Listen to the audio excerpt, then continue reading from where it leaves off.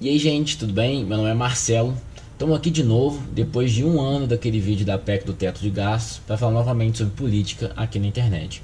Dessa vez, resolvi falar do meu julgamento sobre o Lula como réu, como político e como presidente, que vai incluir uma análise desse julgamento dele e falar do que ele representa para a história política do Lula e também do Brasil, e o que ele vai afetar para nós no futuro. Como a minha tradição de vídeos, né, a média de um vídeo só, mas enfim, é de 38 minutos, eu tentei ser mais sucinto, mas sabendo que isso não vai ser muito efetivo, eu vou dividir o vídeo em várias partes. E por isso, esse primeiro vídeo vai ser só analisando o julgamento do Lula, e o segundo é mais para falar da análise dele para isso, desse julgamento, para a história dele, e também para fazer a minha sessão de mãe de Ná e tentar prever o futuro do que vai acontecer. Então, eu espero que vocês gostem. Você já deixa o joinha, deixa um like e tal. Mas Marcelo, por que você resolveu fazer um vídeo sobre o Lula? Bom, a minha intenção não era nem fazer um vídeo sobre o Lula, ela fazer um vídeo sobre a reforma da Previdência. Mas aí teve esse julgamento do Lula que justo quando eu ia gravar, eu falei, velho, se eu fazer um vídeo da reforma da Previdência, ninguém vai prestar atenção em mim. Ninguém tá nem aí para reforma da Previdência agora, todo mundo quer saber de Lula. E por isso que eu resolvi gravar esse vídeo para já dar mais visualizações, o pessoal ficar mais ligado que eu vou fazer esse vídeo. Aí quem sabe, aí dá mais views e se o pessoal gostar, que bom. Então, até porque tá tendo bastante coisas que eu julgo erradas aí nesse debate, então vamos pro vídeo. Bom, o que esse julgamento do Lula diz pra gente? Eu acho que com essas reações que a gente viu na rua, a gente consegue entender muito bem por que a gente dá tanta importância para esse julgamento. Porque o que foi que a gente viu? O crime do Lula foi ter tirado 28 milhões da pobreza. O Lula é inocente, não fez nada de errado. A única coisa que ele fez de errado foi ter roubado meu coração. Lula preso, condenado, chupa Lula molusco! Eu vou ganhar de vocês petistas são uma corja para esse Brasil. Agora o Brasil vai ser moralizado, sem corrupção. Bom, essas opiniões tão convictas e tão bem definidas justamente por quem gosta do Lula como político ou quem não gosta dele como político, deixa uma única certeza pra gente. A gente está condenando o Lula não porque ele fez, mas porque ele é. Não que eu esteja falando que o Lula não fez nada de errado, que ele não tem culpa no cartório. Ah, olha aí, já tá querendo culpar o Lula. E culpar o Lula o quê? Esse aí é um petista desgraçado. Ah, é um em cima do muro, é um isentão esse aí. Calma, gente, não tô querendo falar nada disso. O que eu tô querendo dizer é que o julgamento que foi feito agora na quarta-feira e o julgamento que a gente tem que fazer sobre essa questão exata dele ser culpado ou não é um julgamento jurídico e não um julgamento político. A gente não pode julgar o Lula da mesma forma que a gente julga ele na urna. E aí que tá. O que a gente está fazendo é condenar ou absolver o Lula sem ter lido uma página do processo, sem ter lido alguma fonte de direito penal, sem ter consultado a opinião de um especialista e ainda mais opiniões divergentes. Então, o que adianta você ter tanta certeza assim, se essa certeza vale só para você e quem concorda com ela? Mas então, espertão, o que você acha? Você acha que o Lula tem que ser condenado? Gente, deixa eu contar um segredo pra vocês. Eu não vou falar nesse vídeo nada que eu acho em si sobre o Lula ser condenado ou não. Eu não li nada a fundo sobre direito na questão dos crimes que ele cometeu. Na verdade, o acórdão dos juízes de segunda instância não foi liberado. Eu li poucas opiniões e que se eu tivesse fazendo uma opinião aqui, seria uma opinião igualmente viciada, igualmente falha, e eu não estaria fazendo nada mais do que eu estou criticando. Seria hipócrita da minha parte. E por isso, para eu fazer esse tipo de análise, se vocês quiserem, eu posso me debruçar. Tem gente lá da faculdade que eu tenho um pouco mais de facilidade por já saber quem tem esse conhecimento. Então, eu acho que na verdade, se vocês quiserem, eu faço esse tipo de vídeo, mas eu não vou fazer esse tipo de análise em 4 dias. Porque o que eu tenho, sempre que eu venho para falar em público, eu tenho que ter certeza do que eu tô falando. Então, eu só vi o julgamento, foi até bem chatinho, foi 10 horas de muita transcrição. A defesa e a acusação só falaram meia hora, o resto foi só os juízes lendo os votos dele e de certa forma respondendo alguns argumentos irresponsáveis que estavam sendo colocados de fora. Aquela questão que o Sócrates fala: só sei que nada sei. A gente tem que ter a humildade de falar que não sabe, para que a gente não ache que a gente sabe de tudo. E quando a gente acha que sabe de tudo, deixa de estudar, deixa de ter um conhecimento, de tentar buscar um conhecimento verdadeiro, e no final a gente acha que sabe, mas não sabe de nada. Para a gente saber uma coisa de fato, a gente tem que ter a humildade de falar que a gente é ignorante. Mas eu não estou fazendo esse vídeo à toa. O que eu falei aqui é que eu não consigo determinar se as provas que estão ali contra o Lula são bastante para uma condenação ou não. Agora, eu tenho algumas opiniões que eu consigo dar um pitaco ali sim. E por isso eu vou classificar as opiniões tanto da esquerda quanto da direita, assim, né? Apesar que isso não é muito certo de eu fazer, né? Em questão, eu tô fazendo uma dicotomia aqui, mas sei lá, para ficar mais didático. Começando falando da esquerda. Eu acho que tem 3 opiniões ali que a esquerda tá falando. Uma é falando que é ignorando qualquer argumentação jurídica para simplesmente falar que o Lula não pode ser preso porque ele tem que ser julgado nas urnas pelo povo brasileiro. Porra. A segunda é falar hashtag cadê a prova. E a terceira é fazer o famoso argumento ad hominem, descaracterizar os juízes para falar mal da tese que eles estão julgando e consequentemente das opiniões dele. Então vamos lá para analisar esses 3 argumentos. Esse argumento que tem sido feito ao Lula não pode ser julgado por 3 pessoas, ele tem que ser julgado pelo povo, que tem muito mais legitimidade para isso. Gente, se isso fosse na França, onde isso de fato... Se isso fosse na França, onde de fato você tem um sistema jurídico que às vezes a vontade popular é a vontade da lei, vamos assim dizer, até que isso poderia ser utilizado agora. Mas no Brasil, onde o Estado é democrático e de direito, por isso que existe essa fala, o direito tem que se adequar à democracia e a democracia tem que se adequar ao direito. E por isso que a gente não pode simplesmente sair falando que o Lula não pode ser condenado porque ele tem que disputar as eleições de 2018. Chega a ser um pouco tolo isso, porque o Lula tem que respeitar as leis do Brasil. E não só por uma questão jurídica, mas até por uma questão ética, de respeito com o passado do próprio Lula, que surgiu como uma liderança política que era o diferente da classe política, era aquele cara moralizador, que não era político, era sindicalista, enquanto todo mundo era lá daquela elite. Ele entra lá, se corrompe, o partido dele se corrompe, como a questão do mensalão, você passa a fazer o que no passado você condenava. Chega a ser assim, e aí? É isso que o PT quer para sua história? Eu acho que a gente tem que parar de achar que só o Lula que pode fazer isso. O que eu vejo nesse argumento, que até eu vou abordar mais no segundo vídeo, é que tipo assim, a gente acha que o que o Lula tá fazendo, que o Lula fez, só pode ser feito de novo com ele. Não, as ideias dele, se você gosta, estão aí. Você pode ter alguém compromissado com a ética, compromissado com as leis do país, que pode ter o mesmo programa político do Lula. E por isso que eu acho esse tipo de argumento muito fraco. Se tratando de lei, isso inclusive é objeto de controle de constitucionalidade, e tem livros que falam disso. A lei não pode mudar para beneficiar um réu ou outro. Você não pode ter a chamada revisão casuística. O segundo argumento, hashtag cadê a prova? Eu também acho esse tipo de argumento bem ridículo. Desculpa, mas falar isso é cair num negacionismo, parece que você não viu nada. Esse tipo de argumento é muito fraco. E na verdade tem a própria defesa às vezes faz esse tipo de argumento.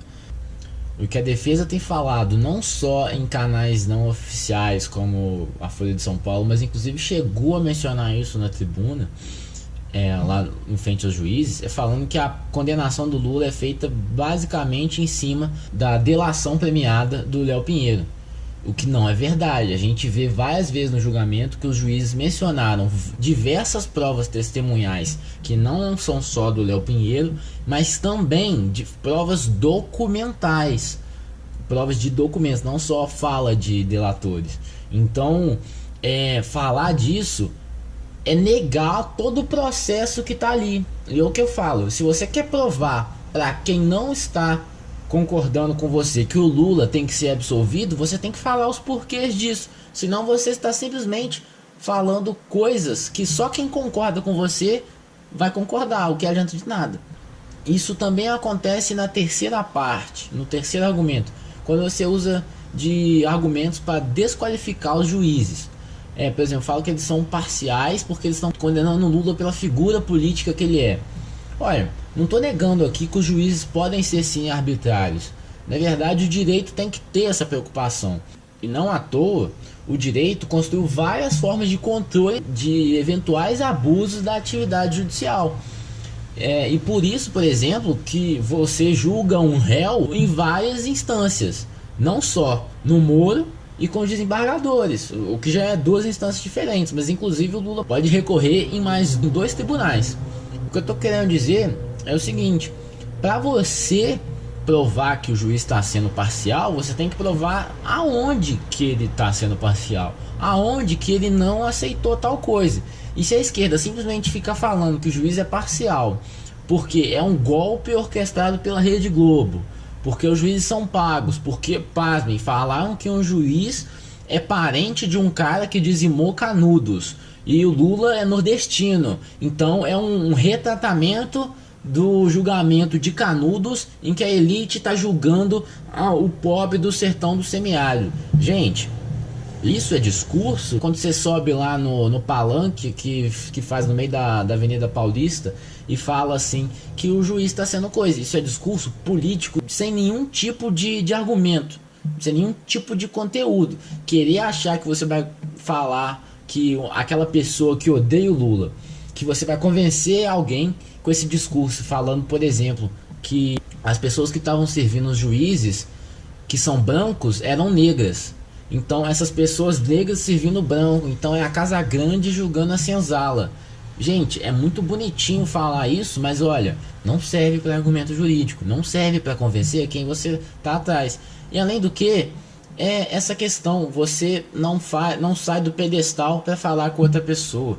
Você tem que ter mais humildade na hora de falar e lembrar que nem todo mundo concorda com você e que você não é melhor que ninguém por ter a sua opinião. Fazer esse tipo de discurso de apelo à emoção, esse discurso falacioso, é igual a você falar que o Lula tem que ser condenado, porque você não está fazendo nada. Pelo contrário, no momento que você não faz nada pela defesa de quem que você acha que é inocente. Então, se você realmente acha que ele é inocente, você vai ter que sair desse seu mundinho, sair da sua zona de conforto e vai ter que fazer argumento racional e que vai muito além do apelo à emoção e dessas falácias, tentando criticar os autores para criticar a sua tese. E se tem uma coisa que a gente também tem que reconhecer, é que os juízes fizeram um trabalho muito minimalista e se condenaram o Lula, condenaram com muito cuidado.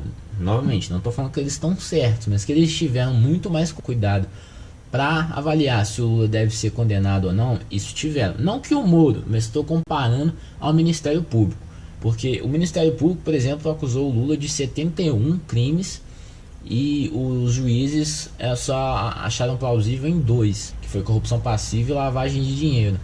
O Ministério Público tinha pedido 48 anos, os juízes deram 12. E não estou falando que eles estão certos, mas sim que a gente tem que reconhecer que houve muito mais cuidado por parte dos juízes. E querendo ou não, isso é até que positivo, vale aqui salientar. Por quê? Eita porra. Porque apesar de que todo cidadão é igual perante a lei e existe na verdade o que eles chamam no direito indubio pro réu, que em caso de dúvida a gente tem que favorecer o réu, mas como o Lula é um ex-presidente e a sua condenação tem várias consequências para o cenário político brasileiro, esse cuidado tem que ser intensificado. Então, a questão, para se condenar um ex-presidente, que possivelmente pode ser feito, tem que ter sim um maior cuidado. E esses juízes fizeram muito bem esse papel. Se eles estiverem errados, o que a gente não pode achar que qualquer erro é uma arbitrariedade, que eles erraram de propósito, afinal eles são humanos. Mas se eles estiverem errados, pelo menos os juízes eles têm a meia-culpa.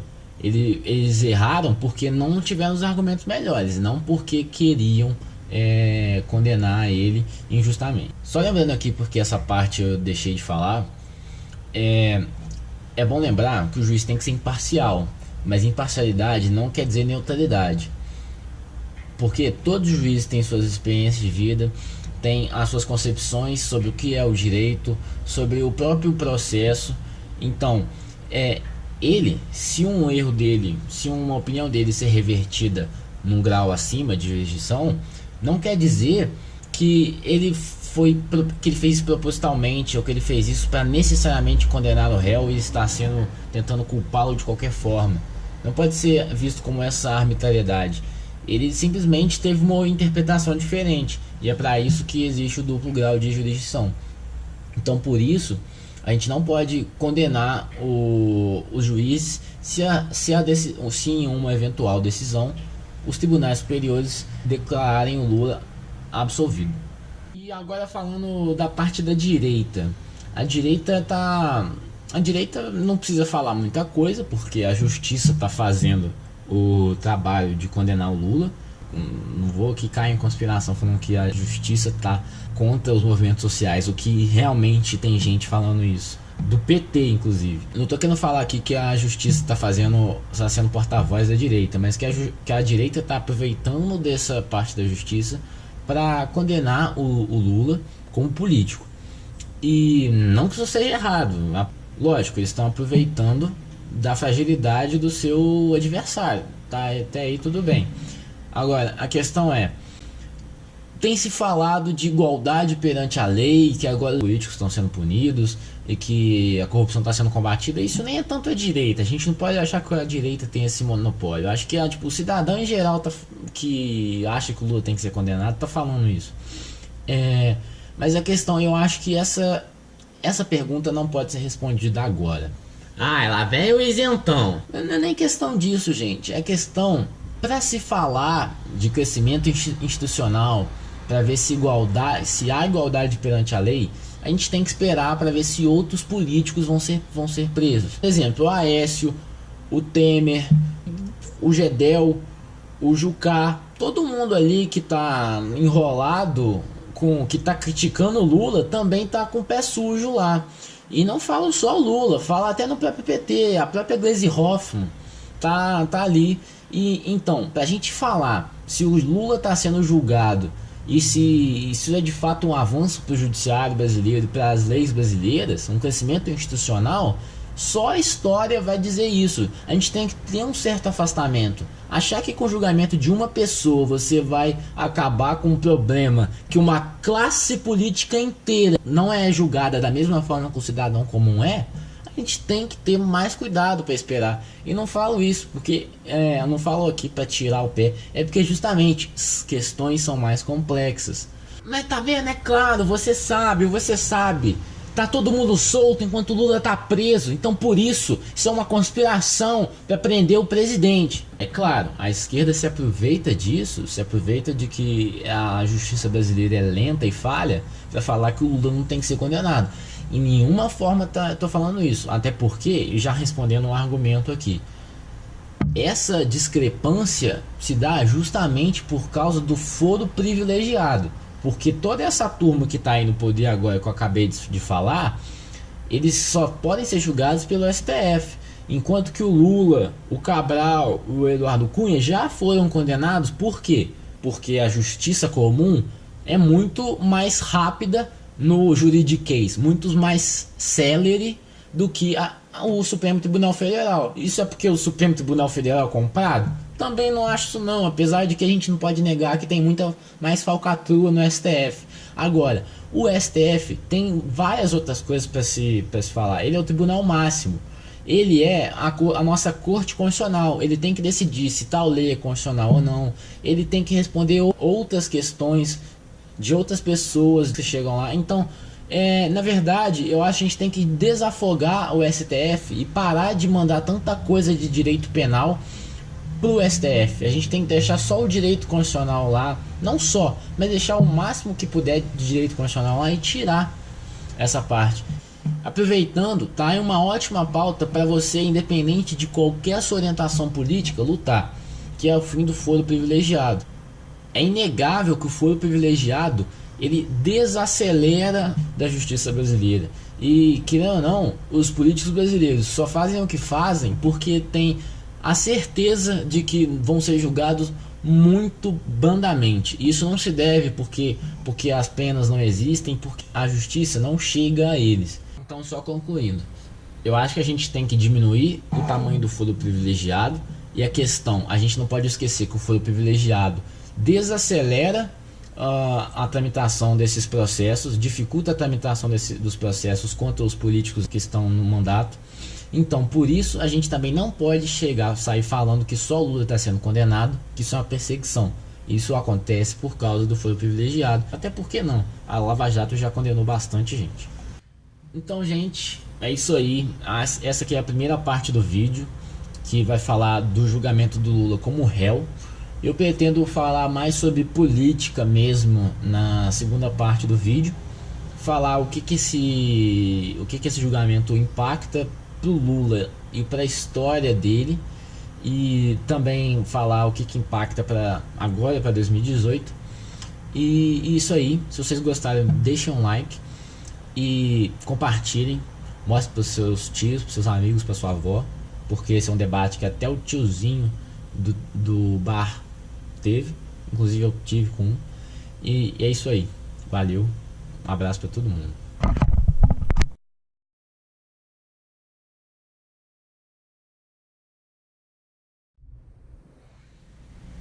Tchau.